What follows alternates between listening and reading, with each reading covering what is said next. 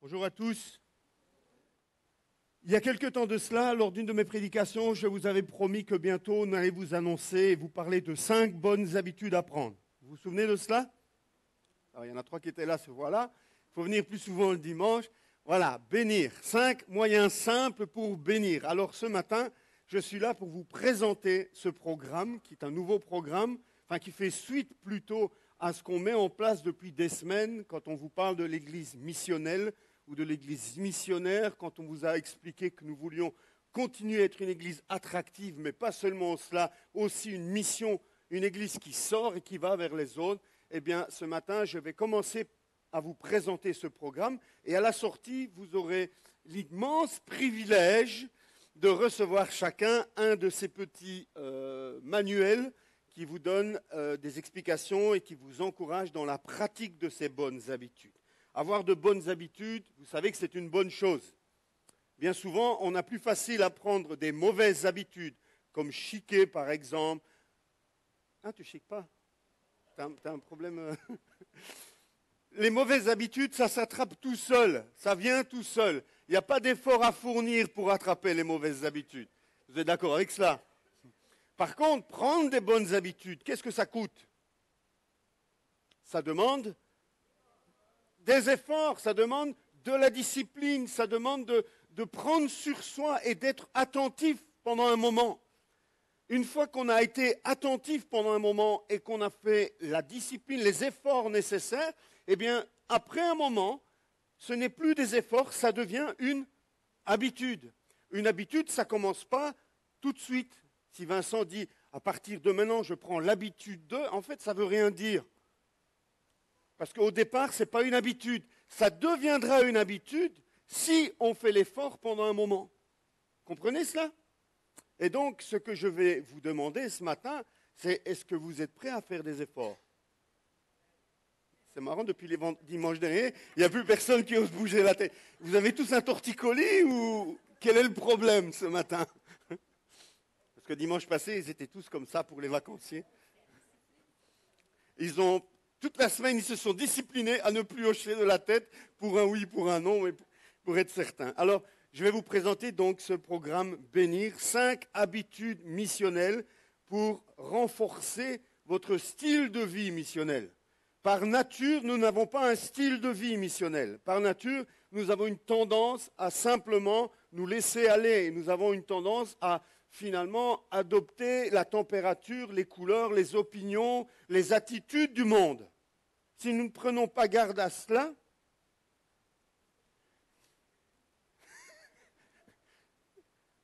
toujours des choses comme ça, parfois étonnantes dans les cultes. Si nous ne prenons pas garde à nous-mêmes, eh bien, on va avoir tendance à prendre une attitude chrétienne à l'église, une attitude chrétienne quand on est avec des chrétiens.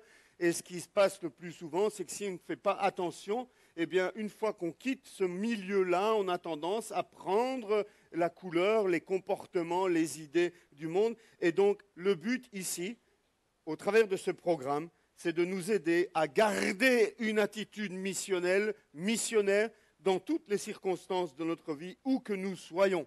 Je vous rappelle que notre foi doit être démontrée par des actes, par des actions. Une foi sans action, c'est une foi morte. Si vous ne savez pas ce que je veux dire par là, vous allez voir une de nos anciennes prédications. C'est le psychologue Jung, c'est comme ça qu'on dit Jung, ok, un psy. Carl Jung, Carl Gustav Jung, merci Nat de préciser. Il disait, vous êtes ce que vous faites et pas ce que vous dites que vous ferez. Alors si vous êtes chrétien, ce n'est pas tout de le dire.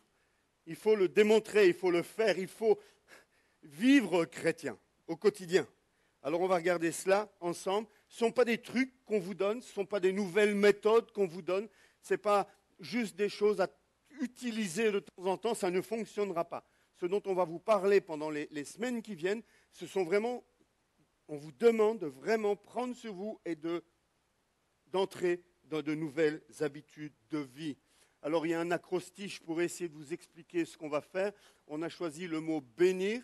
Et chaque première lettre du mot bénir, c'est vrai que c'est petit à lire pour ceux qui ont une vue difficile. Le premier, c'est B pour bénir. C'est celui qu'on va développer ensemble ce matin. Le deuxième, c'est écoute. Voilà, ils vont suivre. Hein. Le deuxième, c'est écoute. Le troisième, c'est nourris. Je vous rassure, il ne faut pas organiser des banquets, ce n'est pas de ça qu'on parlera. Ensuite, il y a imiter, servir comme Jésus. Et enfin, témoigner. Et bien souvent, lorsque on sort en se disant « Ah, il faut que je sois un chrétien », la première chose qui nous vient à l'esprit, c'est « Il faut que je témoigne, il faut que je témoigne, il faut que je raconte ce que Jésus a fait dans ma vie ». Et moi, je vous dis, c'est la dernière chose à faire. Avant de vouloir raconter votre témoignage, avant de dire aux autres ce que Jésus a fait pour vous, il y a d'autres étapes à accomplir. Il y a d'autres attitudes à adopter.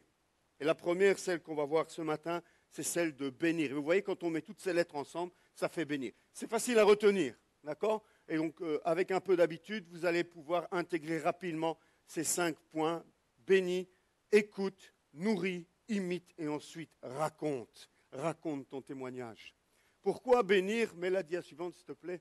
Pourquoi bénir? Parce que nous sommes appelés à bénir.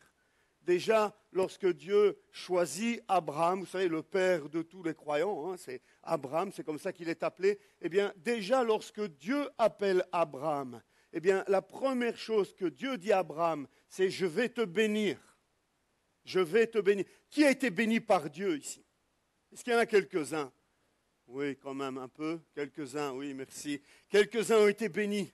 Beaucoup ont été bénis. Abraham a été béni. Mais ça ne s'arrête pas là. Dieu ne dit pas à Abraham, je te bénis, vas-y, fais ta vie. Dieu dit à Abraham, je te bénirai et tu seras une source de bénédiction.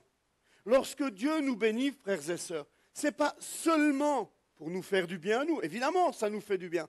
Mais ce n'est pas seulement pour nous faire du bien. Lorsque Dieu nous bénit, c'est pour que nous puissions en retour être une source de bénédiction. Souvenez-vous de la prédication lors de la convention il y a 2 ans du pasteur Marc Lecomte, qui était tout simple à retenir. Viens, va et bénis. Vous vous souvenez de sa prédication? Son enseignement, c'est ça. Viens dans la présence de Dieu. Viens dans la présence de Dieu.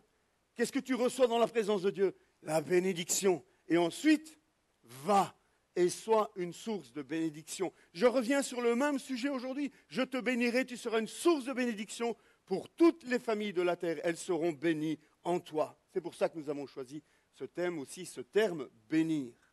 Bénir, ça résume en quelques lettres notre mission finalement. En tant que chrétien, Dieu désire se servir de nous. Pourquoi est-ce que Dieu n'a pas choisi une autre méthode bien plus efficace que de passer par nous pour faire des disciples?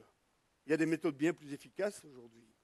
Dieu aurait pu choisir des moyens bien plus surnaturels et bien plus performants que de choisir de se servir de nous pour que d'autres entendent la bonne nouvelle quand on voit les difficultés qu'il a avec nous pour faire de nous des témoins. Comment ça se fait qu'il n'a pas choisi un autre canal, une autre méthode? C'est son choix. C'est son choix de se servir de toi. Dieu veut te bénir, Dieu veut t'aider à grandir, Dieu veut te transformer pour que tu sois toi-même une source de bénédiction. Témoigner, c'est bénir, c'est être une source de bénédiction. Si ton témoignage n'apporte pas la bénédiction, il y a un problème, il y a quelque chose qui dysfonctionne quelque part chez toi. Et finalement, cette notion de Genèse 12, 2 à 3, eh bien, quelque part, elle trouve son accomplissement dans ce fameux ordre de mission que nous trouvons dans Matthieu chapitre 28, versets 19 à 20. Allez, faites de toutes les nations des disciples. Quelle est la plus grande bénédiction? Si on vous disait, si on vous rencontrait dans la rue et que quelqu'un vous demandait quelle est la plus grande bénédiction qui t'est jamais arrivée, qu'est-ce que vous donneriez comme réponse? La bénédiction de Dieu, oui. Plus précisément? Non, plus précisément encore? Oui, tout ça c'est bien, hein. Mais moi je ne dirais pas ça. La plus grande bénédiction qui m'est arrivée, c'est le salut, effectivement. Je pourrais dire d'avoir rencontré Michel, c'est une immense bénédiction pour moi. Je pourrais dire d'être le pasteur ici, c'est une bénédiction pour moi. D'être en bonne santé, c'est une bénédiction. Avoir un travail, c'est une bénédiction.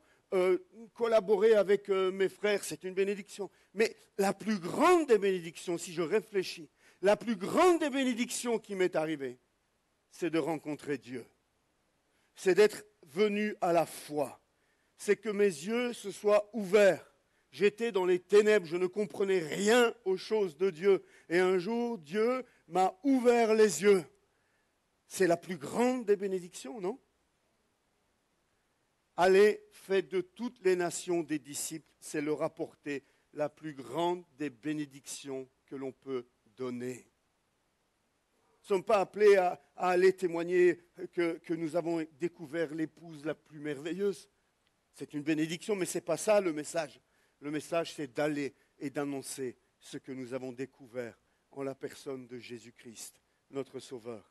Celui qui nous aime, qui nous a aimés, qui nous aimera toujours. Celui qui est le même hier, aujourd'hui et éternellement. Celui qui nous prépare une place, celui qui intercède pour nous. Celui qui a pris sur lui nos fautes, nos péchés, pour que nous puissions être réconciliés avec le Père. Ça, c'est la plus grande des bénédictions. Et notre appel de Matthieu 28, c'est d'aller annoncer cette bénédiction. C'est d'être cette bénédiction parmi les nations. Faire des disciples. Combien de disciples avez-vous?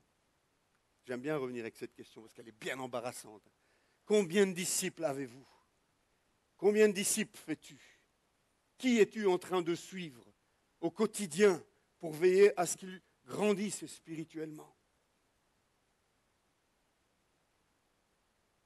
Mais n'ayez pas honte. Hein. Qui fait des disciples? Levez la main. C'est pas assez, hein? Tous, frères et sœurs, tous, pas les pasteurs, les anciens, les diacres ou les super spies de l'Église, parce que c'est comme ça que parfois vous les appelez. Quand vous les regardez, vous dites « Oh, mais lui, c'est un super spie ». Non, mais tous, nous sommes appelés à faire des disciples. Tous, nous sommes appelés à veiller au moins sur une personne et l'accompagner sur le chemin de la foi.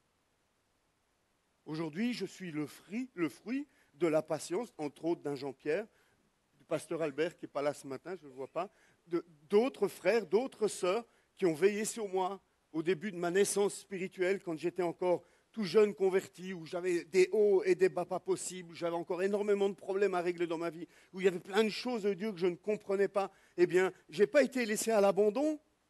Des frères, des sœurs ont prié et ont veillé sur moi le temps qu'il fallait pour que j'acquière la stabilité nécessaire pour ensuite pouvoir moi-même m'occuper d'autres. Combien de bébés spirituels dans cette église? Combien d'adultes spirituels dans cette église?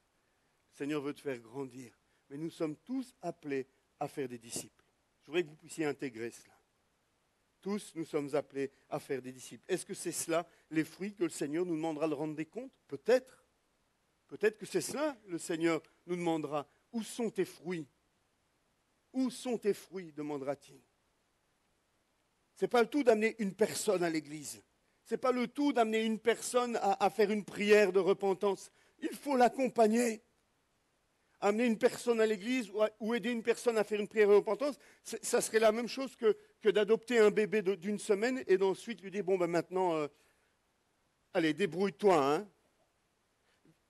Rampe jusqu'à l'église chaque dimanche, écoute et tu recevras quelque chose. Non, un bébé, c'est au quotidien. C'est tous les jours, plusieurs fois par jour même. Ah ouais, mais il y a des frères, il y a des sœurs qui sont pénibles. Hein. 3 fois par jour, ils m'appellent. Ben oui. Ça passera, mais il faut l'aider à grandir. Il faut le rassurer, il faut l'équiper, il faut l'encourager. C'est cela aussi la vie chrétienne. Nous sommes appelés à faire des disciples, frères et sœurs. Alors, la première de ces habitudes, je ne vais pas les développer toutes les 5 aujourd'hui. Vous pourrez déjà regarder dans le petit livret en rentrant, mais on va en prendre une à la fois. En tout cas, aujourd'hui, on en prendra une. Peut-être j'en prendrai 2 la prochaine fois. Mais la première habitude, elle est simple. Elle résume le titre en lui-même. C'est bénir. Il y a un prix à payer pour cela, frères et sœurs. Mais nous sommes appelés à bénir. Et la première habitude, bonne habitude que je vais vous demander de prendre, c'est de commencer à bénir. Et on va regarder ce que ça signifie bénir. C'est la première attitude à adopter. Et l'idée, c'est de vous proposer de bénir 3 personnes par semaine. Ne visez pas 20 personnes. Ne vous dites pas, mais moi, 3, c'est rien du tout. Non, attendez de voir ce que ça signifie bénir. Mais prendre 3 personnes par semaine. Une personne chrétienne, une personne non chrétienne, et la troisième, non, il n'y a pas. vous prenez soit une non-chrétienne de plus, soit une chrétienne de plus. Donc vous avez le choix. Mais il doit y avoir au moins un non-chrétien ou au moins une personne qui soit chrétienne. Bénir, c'est dire du bien d'eux. Bénir, c'est ajouter de la force au bras de quelqu'un. Lorsque tu bénis quelqu'un, tu l'encourages, tu lui donnes de la force, tu lui communiques quelque chose. C'est le construire, c'est l'encourager pour qu'il prospère, pour qu'il aille plus loin que là où il est maintenant. C'est alléger le fardeau de quelqu'un, ce qui va l'aider à souffler un peu.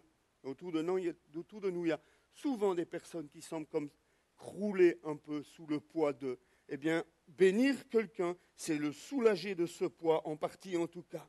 C'est tout ce qui va édifier, tout ce qui va soulager la détresse d'un prochain, que ce soit un peu ou beaucoup. Et vous savez ce qui se passe lorsqu'on bénit quelqu'un, lorsqu'on soulage le bras faiblissant de quelqu'un. Vous savez ce qui se produit en nous? La bénédiction. Nous sommes bénis lorsque nous bénissons. C'est pour ça que la Bible dit ne maudissez pas, mais bénissez. Même vos persécuteurs, même ceux qui vous font du mal, bénissez et ne maudissez pas, dit la Bible. Parce que lorsque tu bénis, tu es béni. Lorsque tu maudis, ça ne construit rien chez toi. Je ne veux pas dire que tu es maudit parce que c'est peut-être un peu fort, mais en tout cas, cela te détruit, cela t'impacte. Nous sommes appelés à être un peuple d'hommes et de femmes qui bénissent. Alors, bénir, il y a 3 formes de bénédiction, 3 manières différentes de bénir. Je dirais même peut-être 3 degrés. Le premier degré, c'est bénir par des mots. C'est la plus simple des manières pour bénir. Un SMS, un mail, un coup de fil, un entretien, une parole dite à propos, un encouragement, une marque d'empathie. Empathie, vous savez ce que ça veut dire? Faire preuve d'empathie, se mettre à la place d'eux. Pour bien encourager, il faut être capable de se mettre à la place d'eux. Si tu vis dans ton monde, dans ton petit rêve personnel, sur ton petit paradis, tu as ta petite maison, tu as ton petit compte en banque, tu as ton petit bonheur personnel, et tout va bien pour toi dans ta bulle. Si tu restes dans ta bulle, tu ne seras jamais capable de faire preuve d'empathie et de comprendre le chômeur ou celui qui vient de perdre son emploi ou celui qui est atteint de la maladie, d'un décès, de quelqu'un qui ne connaît pas Dieu et qui vit des troubles. Tu ne pourras jamais bénir si tu ne sors pas de ta bulle. Et donc, pour pouvoir bénir, il faut être capable de faire preuve d'empathie. Quelque part, il faut être un petit peu moins égoïste. Je n'ai pas besoin de prêcher, en fait, vous savez tout. Égoïste.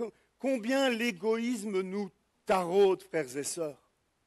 On vit dans un monde égoïste, où c'est chacun pour soi. Est-ce que nous pouvons nous laisser impacter par ce mode de vie en tant que chrétiens? Est-ce que Christ a fait preuve d'égoïsme? Non. À qui devons-nous ressembler? À Christ. Alors ne laissons pas l'égoïsme, chassons l'égoïsme de nos vies. Et vous savez, il est beaucoup plus présent qu'on ne pense. Beaucoup plus présent qu'on ne pense si on prend la peine de s'y attarder un petit peu. Dire un mot d'encouragement, c'est donner de l'oxygène à l'âme qui suffoque. J'aime cette image. Donner de l'encouragement, c'est donner un peu d'oxygène à une âme qui suffoque, qui est en train d'étouffer. D'ailleurs, ces paroles d'encouragement, si vous êtes jeune marié ou en voie de vous marier, on vous a certainement proposé de lire Les langages de l'amour de Gary Chapman. Tu l'as fait? Tu l'as fait? Encore? Ça va venir, en tout cas, oui.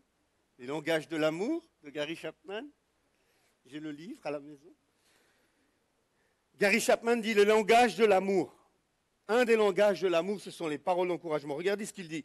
Encourager nécessite de l'empathie, de voir le monde avec une autre perspective. Il faut commencer par apprendre ce qui importe pour l'autre. L'autre, c'est le mot magique, l'autre. Souvent, c'est moi, moi et moi.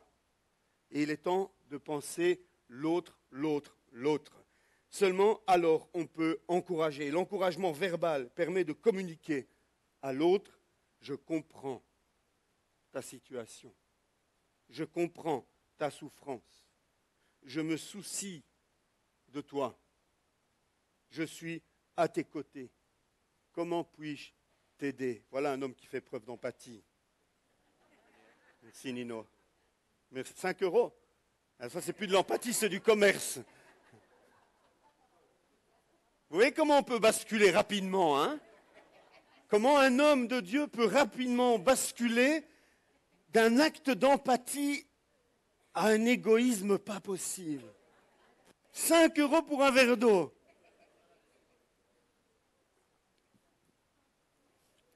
Merci Nino. Une parole d'encouragement, frères et sœurs. Vraiment, apprendre à connaître l'autre. Vous savez, à la fin du culte, la communion fraternelle, on dit souvent après le culte, il faut faire la communion fraternelle. Donc, vous savez, la communion fraternelle, ce n'est pas juste prendre un café avec quelqu'un, ce n'est pas juste lui demander, lui raconter tes vacances.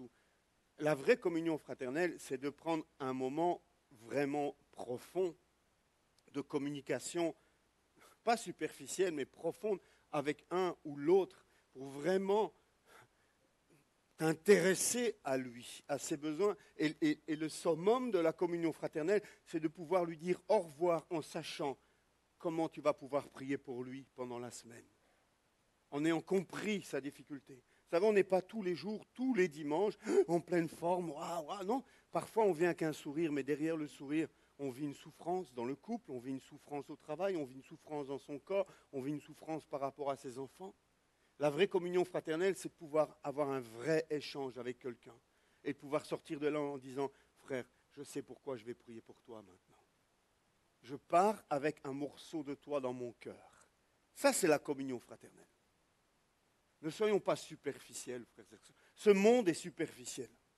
Mais nous ne sommes pas dans l'Église appelés à être superficiels. C'est pour ça que ce n'est pas possible d'avoir de la communion fraternelle le dimanche matin avec 150 personnes. Il faut cibler, il faut se laisser conduire. Vous savez, le moment après le culte où on dit Amen est aussi spirituel que ce qui se passe maintenant. Parce qu'une fois qu'on dit Amen, c'est à ce moment-là que vous pouvez entrer dans la pratique et mettre en pratique et dire Seigneur, maintenant je vais prendre un café, mais je veux que tu me diriges. Je veux me laisser diriger par ton Saint-Esprit pour aller vers une ou deux personnes. Seigneur, donne-moi la grâce de pouvoir être une bénédiction pour eux. Fais-moi la grâce de pouvoir leur apporter une parole d'encouragement. Ça ne serait pas mieux les temps de communion fraternelle si tout le monde, nous étions motivés par cette idée-là, ça le moteur du temps de partage que nous avons après. Frères et sœurs, je vous invite à le faire. Le deuxième degré, c'est un peu plus loin après l'encouragement par des mots, c'est par des gestes attentionnés. Qui ne se sent pas béni lorsque quelqu'un lui fait une faveur et lui apporte une aide pratique? Tondre la pelouse d'un voisin âgé. Tondre la pelouse de ton voisin pendant qu'il est en vacances.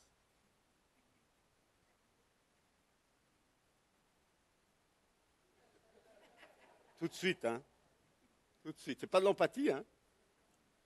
Je l'ai fait. Je l'ai fait pour mon voisin de droite, qui n'est pas chrétien. Et pour celui de gauche qui est chrétien, ça lui fait du bien de tondre sa pelouse un petit peu.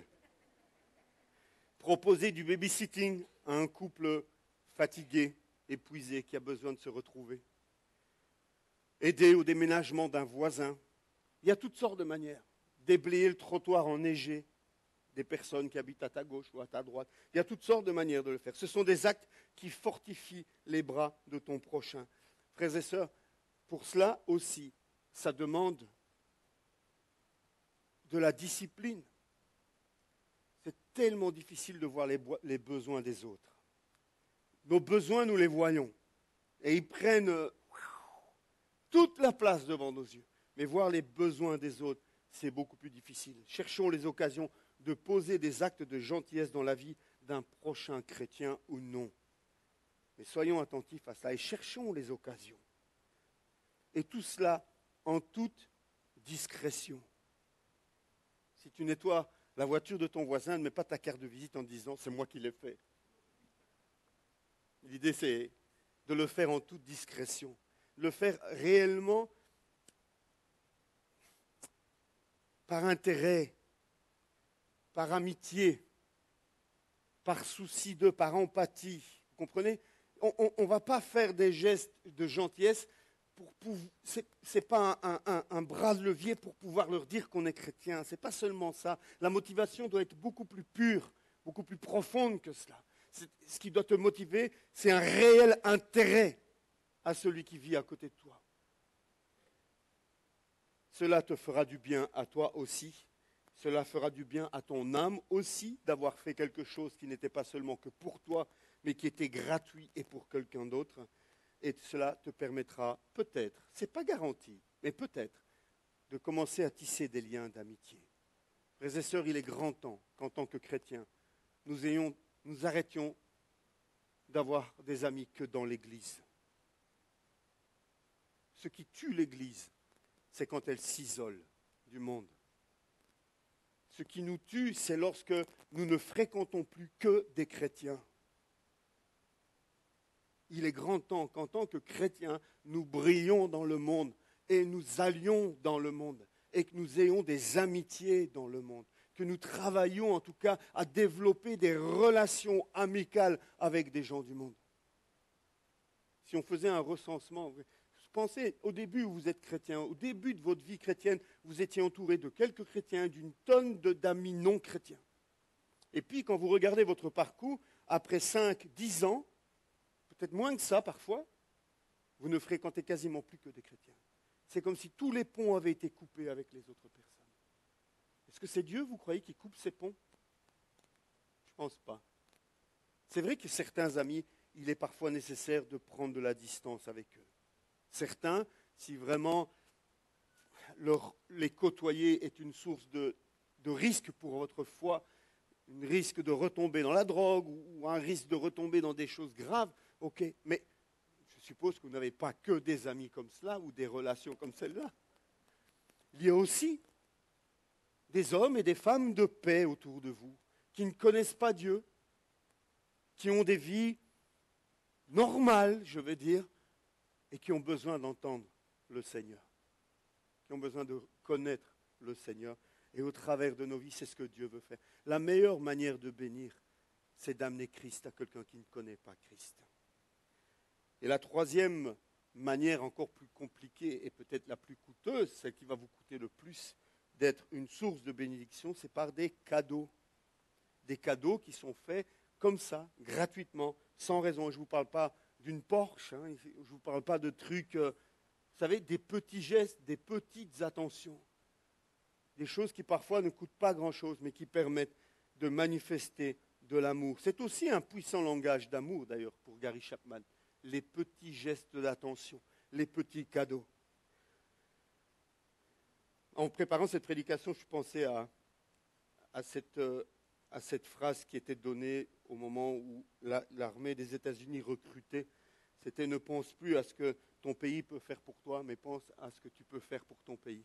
Moi, j'ai transformé ça en ceci. Ne pense plus à ce que les autres pourraient faire pour toi, mais commence plutôt à penser à ce que tu pourrais faire pour les autres. Arrête de penser à ce que les autres pourraient faire pour toi, commence à penser à ce que toi, tu pourrais faire pour les autres. En faisant cela, frères et sœurs, un mot d'encouragement, un acte, une aide concrète, pratique, et de temps en temps un geste affectueux par un cadeau, eh bien, nous allons développer une culture missionnelle en nous-mêmes. Non seulement on verra certainement des fruits dans des relations brisées qui peuvent être restaurées. Le nombre de chrétiens qui sont en dispute avec des voisins ou des collègues, moi ça m'effare. Ça m'effare. C'est incroyable. Non, mon voisin, non, parce qu'on est en dispute. C'est un drôle, tu sais. On ne sait pas se parler, on n'arrête pas. Je dis, mais attendez. Non, c'est pas possible ça. C'est pas possible. Soyez en paix avec tous les hommes.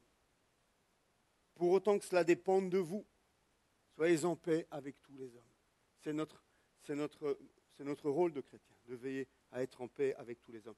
Parfois, avec certains individus, c'est vraiment très compliqué, je l'admets. Ça ne nous empêche pas de les bénir. Ça ne nous empêche pas de persévérer, de les bénir, de prier pour eux et de chercher l'occasion, justement, avec ces personnes-là qui nous persécutent, entre guillemets, de leur faire du bien. Qui sait si Dieu ne se servira pas de cela pour changer la situation? Mais il nous faut y aller. En tout, Paul dit dans Actes 20, 35, c'est Luc qui écrit, mais c'est Paul qui parle ici. En tout, je vous ai montré qu'il faut travailler. Il faut travailler. Nous sommes appelés à travailler. Paul est très dur avec ça. Il dit, celui qui ne veut pas travailler, mais qui ne mange pas non plus. Ça, c'est clair. Dans une de ses épîtres, je ne sais plus laquelle. Mais il dit, celui qui ne veut pas travailler, eh bien, qui ne mange pas non plus. Donc, en tant que chrétien, Dieu ne veut pas nous voir inactifs. Nous sommes appelés à bouger, à travailler, à être actifs dans ce monde, à ne pas profiter du système, mais être actifs. Mais il continue. Il faut travailler ainsi. Pourquoi faire? Il faut travailler pour, vous ne connaissez pas la suite du verset? Pour soutenir les faibles. Il ne dit pas il faut travailler pour avoir un gros compte en banque, il ne faut pas travailler pour pouvoir s'offrir, il faut travailler pour pouvoir soutenir les faibles. C'est ce que Paul nous dit. Et se rappeler les paroles du Seigneur Jésus, puisqu'il a lui-même dit, il y a plus de joie, plus de bonheur à donner qu'à recevoir. L'esprit de ce monde dit l'inverse. L'esprit de ce monde dit l'inverse. Mais dans l'Église, nous voulons dire comme Jésus a dit, il y a plus de bonheur à donner qu'à recevoir. Frères et sœurs, nous sommes impactés par ce monde, terriblement impactés par ce monde, beaucoup plus qu'on ne pense. Et notre devoir à nous de chrétiens, c'est de dire, Seigneur, je ne veux pas penser comme le monde pense, mais je veux penser comme toi tu penses. Réforme mon cœur. Ce n'est pas pour rien que dans Romains 12, il nous est demandé d'être transformés par le renouvellement de l'intelligence.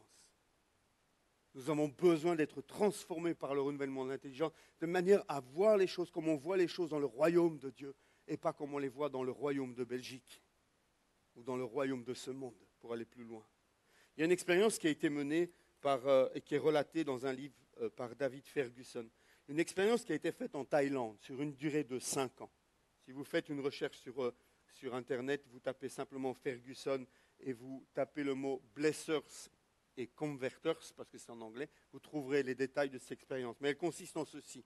Ils ont envoyé 2 équipes distinctes en Thaïlande, sur une période de 5 ans. Le but, c'était d'être des chrétiens là-bas, de construire un petit business, mais au travers de ce petit business, s'installer dans le pays en Thaïlande, ces 2 équipes devaient évidemment donner un témoignage chrétien et amener des gens au Seigneur. Et il y a une équipe qui s'appelait les convertisseurs et une équipe qui s'appelait les bénisseurs. L'équipe des convertisseurs faisait son business et n'avait qu'un objectif et un angle d'attaque, convertir. Aller vers les gens, parler aux gens et essayer de les convertir. L'autre groupe avait comme objectif d'être une bénédiction pour la nation dans laquelle ils étaient. Leur but, c'était aussi d'amener des gens à connaître Jésus, mais d'abord de chercher des moyens d'être une source de bénédiction pour les Thaïlandais avec lesquels ils étaient en contact. Ça a duré pendant 5 ans. Après 5 ans, on a fait les analyses, on a regardé les résultats. Et les résultats étaient celui-ci. D'abord, le groupe des bénisseurs avait un impact infiniment plus important au niveau social et au niveau relationnel avec les Thaïlandais. Et deuxièmement, ce qui était le plus impressionnant, c'est qu'au niveau résultat, il y avait 50 fois plus de conversions à Jésus-Christ de la part des bénisseurs que de la part des convertisseurs. C'est un drôle de mot, mais en français, ça ne donne pas très bien, converters. Mais c'est tellement vrai, frères et sœurs. Tu auras plus d'impact si tu te mets à bénir que si tu viens simplement frapper aux portes et comme ça, à froid, essayer d'amener Christ aux personnes. Romains 12, 14 nous dit, bénissez et ne maudissez pas, même vos persécuteurs. Même vos persécuteurs. L'attitude de Christ sur la croix, on est à une semaine de Pâques, c'était de pardonner à ceux qui étaient en train de le crucifier. De pardonner ses persécuteurs. De bénir ses persécuteurs. Frères et sœurs, c'est un défi énorme que je vous demande de relever, je le sais. Mais avec Christ, c'est possible. avec le Saint-Esprit en nous, c'est possible de prendre cette bonne habitude nouvelle. Ça commence par la prière, frères et sœurs. Je vais conclure avec ça, mais ça commence par la prière. Tout commence sur tes genoux. Tout commence dans l'intimité de ta chambre ou de ton bureau. Ça commence sur tes genoux. Parce que ça commence par une transformation du cœur. Tu as besoin de passer du temps dans la présence de Christ, te laisser remplir du Saint-Esprit pour que naisse dans ton cœur un désir qui vienne de Dieu de vivre cela. Ce n'est pas juste, le pasteur a dit dimanche, il faut que je prenne cette bonne habitude de bénir 3 personnes avec des mots, avec des gestes gentils, avec des cadeaux. Ok, je mets une stratégie en place. Si tu le fais sans Christ, ça ne marchera pas. Mais si tu commences sur tes genoux en disant, Seigneur, j'accepte de changer mon style de vie. Je veux adopter cette culture missionnelle. Je veux devenir un chrétien missionnel. Je veux être un chrétien qui porte du fruit pour toi, Jésus. Remplis-moi de ton Saint-Esprit. Remplis-moi de cet amour pour mon prochain. Moins de moi et plus de place pour les autres, Seigneur, dans mon cœur. Eh bien, ça commence par la prière. Ça commence par prier. Ça commence par bénir et prier pour 3 personnes. Ça demande de la discipline. Ça veut dire que demain matin, en commençant ta semaine, ou ce soir, avant de finir, c'est te dire, Seigneur, quelles sont ces 3 personnes que tu mets sur mon cœur? Et je vais prier pour elles chaque matin. Je vais les porter dans mon cœur chaque matin. Et Seigneur, je veux être proactif. Ça va te demander de la discipline. Ça ne va pas se faire tout seul. C'est toi-même qui devras décider de lui envoyer un SMS, de lui donner un petit coup de fil. C'est toi-même qui devras essayer d'apprendre à la connaître pour savoir comment tu peux l'aider d'une manière concrète. Commencer à vivre pour les autres et pas seulement pour toi. Demande à Dieu de leur faire du bien dans tes temps de prière. Regarde autour de toi et bénis un collègue, bénis un voisin, bénis un ami, bénis un ennemi. Mais bénis, bénis, bénis. Soyons des bénisseurs, frères et sœurs. Des bénisseurs. Choisis-en 3 et trouve le moyen de les bénir par une parole, par un geste et par un cadeau cette semaine. Et la semaine prochaine, tu recommences. Jusqu'à ce que ça devienne une bonne habitude. Ce n'est pas juste un truc pour cette semaine. Ce n'est pas juste un truc pour ce mois-ci où on va parler de ça. Non, c'est une habitude, une bonne habitude à prendre, à commencer à penser au moins à 3 personnes chaque semaine. Tu peux être certain que tu ne seras jamais plus proche de Dieu que dans ces moments-là.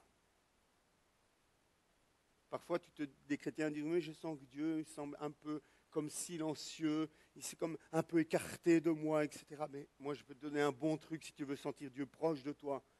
Intéresse-toi aux autres, parce que Dieu s'intéresse aux autres. Si tu veux être là où Dieu est, il est chez les autres. Il est là où les autres ont besoin de lui. C'est là qu'il est Dieu.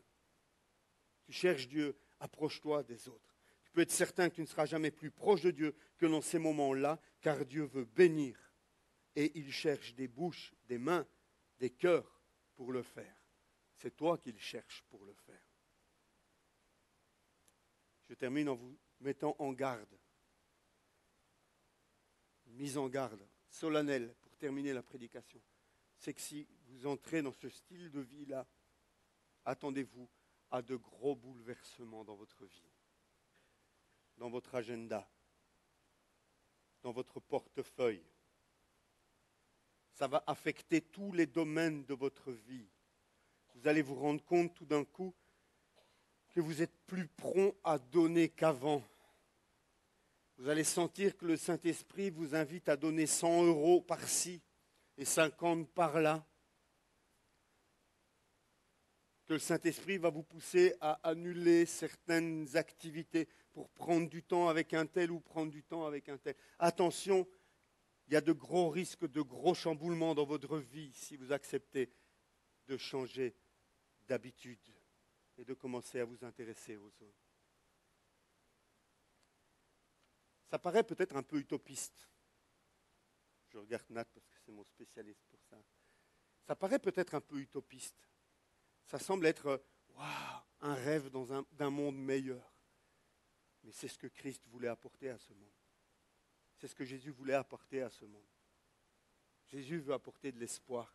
Jésus est venu pour apporter la vie. Il est venu pour apporter la guérison. Il est venu pour consoler. Il est venu pour libérer les captifs. Et aujourd'hui, il le fait au travers de ceux qui veulent bien avoir une vie missionnelle. Ce matin, je vais terminer là. En sortant, vous pourrez prendre ce livret. Et je vous laisse avec cette question. Quel genre de vie vas-tu adopter? Ton train-train d'avant? Ou est-ce que tu es prêt à te laisser défier par Dieu?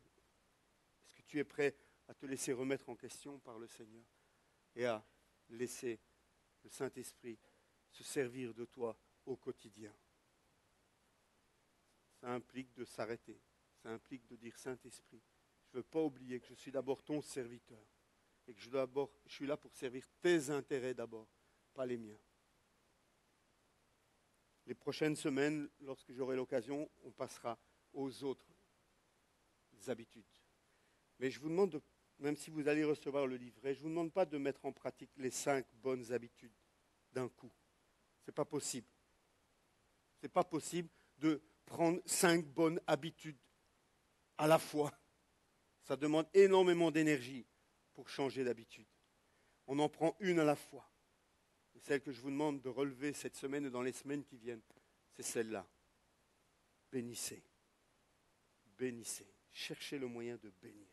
Cherchez le moyen d'être une source de bénédiction. Et vous allez réjouir le cœur du Père. Vous allez vraiment être une joie dans le cœur de Papa. Parce que c'est ce qu'il veut faire au travers de toi. Il cherche des moyens de bénir. Sois son instrument. Sois utilisé par lui. Sois conduit par lui. Amen. Qui va adopter cette bonne habitude? Vous pouvez hocher la tête si vous voulez maintenant. Seigneur, merci parce que nous sommes bien conscients, comme tu l'as dit à tes disciples, que nous ne pouvons rien faire sans toi, Jésus. Mais ce matin, Seigneur, nous voulons nous laisser interpeller par ta parole. Et Seigneur, nous voulons vivre pour toi. Tu es mort pour nous, c'est ce que nous avons pris comme engagement la semaine dernière. Tu es mort pour nous et nous avons choisi de vivre pour toi. Et Seigneur, une des manières de vivre pour toi ce matin, nous prenons conscience, c'est d'arrêter de vivre pour nous et de commencer à nous intéresser à notre prochain. Seigneur, ce matin, tu nous interpelles et tu nous encourages à prendre la bonne habitude de bénir autour de nous, d'être un moyen, une source de bénédiction. Seigneur, tu nous as bénis et en retour, Seigneur, nous voulons nous-mêmes bénir. Nous voulons, Seigneur, entrer, Seigneur, dans cette nouvelle habitude de vie. Peut-être pour certains, c'est déjà un style de vie, mais Seigneur, pour ceux pour qui ça ne l'est pas encore, eh bien ce matin, Seigneur, nous voulons nous laisser interpeller par ton Saint-Esprit et nous voulons te demander ton aide. Ça ne se fera pas facilement, nous en sommes conscients, ça ne se fera pas naturellement, nous le savons bien, mais Seigneur, nous te demandons ton aide, afin, Seigneur, que dans les semaines qui viennent, il puisse réellement avoir un changement dans nos habitudes. Et celle-là, Seigneur, nous voulons l'adopter dès aujourd'hui. Merci de bénir tes fils et tes filles ici présentes, Seigneur. Merci de bénir ceux qui nous écoutent, Seigneur, sur le net. Seigneur, vraiment que chacun, nous puissions nous placer devant toi et nous laisser, Seigneur, transformer, nous laisser toucher par toi. Père, c'est dans le nom de Jésus que nous voulons te ressembler. C'est dans le nom de Jésus que nous voulons aller et faire de toutes les nations des disciples. Amen. Amen. Merci à chacun.